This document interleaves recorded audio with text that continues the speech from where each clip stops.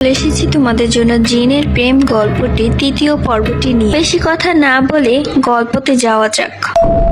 শুরু করছি জিনের প্রেম গল্পটির তৃতীয় পর্ব।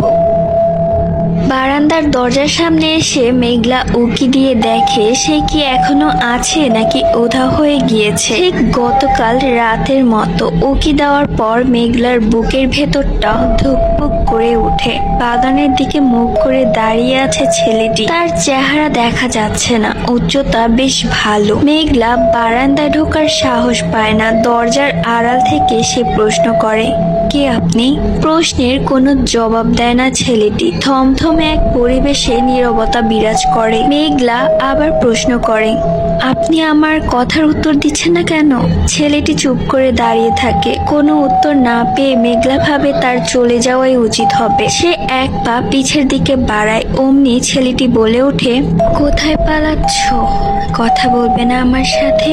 এমন এক কণ্ঠ থেকে এই শব্দগুলো ভেসে আসে যা একবার শুনলে বারবার শোনার ইচ্ছে জাগবে মনে। কথাটা শুনে মেঘলার বুকের ভেতরটা অনেক জোরে ধুক করে ওঠে। উত্তর না পেয়ে মেঘলা যতটুকু ভয় পেয়েছিল তার থেকে বেশি ভয় সে এখন পাচ্ছে। মেঘলা নিজেকে সাহস দেয়, তাকে আজকে কথা বলতেই হবে, ভয় পেলে হবে না। সে দরজা দিয়ে আবার উকি দেওয়ার পর দেখতে পায় ছেলেটা আগের জায়গায় ঠিক একইভাবে দাঁড়িয়ে আছে। মেঘলা ফের ছেলেটার দিকে প্রশ্ন ছুড়ে দেয়, আপনি মানুষ নাকি ভূত?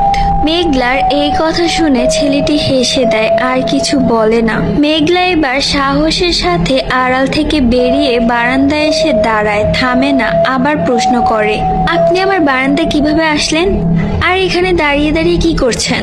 ছেলেটা মজার ছলে উত্তর দেয়, তোমার সাথে কথা বলছি। মেঘলা ভাবে ছেলেটা তার সাথে মজা করছে। মেঘলা জিজ্ঞেস করে, আপনি কোথায় থাকেন? ছেলেটা বলে, আমি এখানেই থাকি, তোমার সাথেই, তোমার অনুভবেই আমার অস্তিত্ব।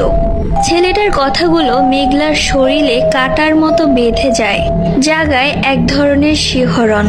মেঘলা আগ্রহের সাথে প্রশ্ন করে, আপনি তাহলে সেই জিন? ছেলেটি বলে, যদি বলি হ্যাঁ তাহলে কি তুমি ভয় পাবে? ঠিক সেই মুহূর্তে মেঘলার মা পিছন থেকে এসে মেঘলার কাঁধে হাত দিয়ে জিজ্ঞেস করে, কি রে, কার সাথে কথা বলছিস?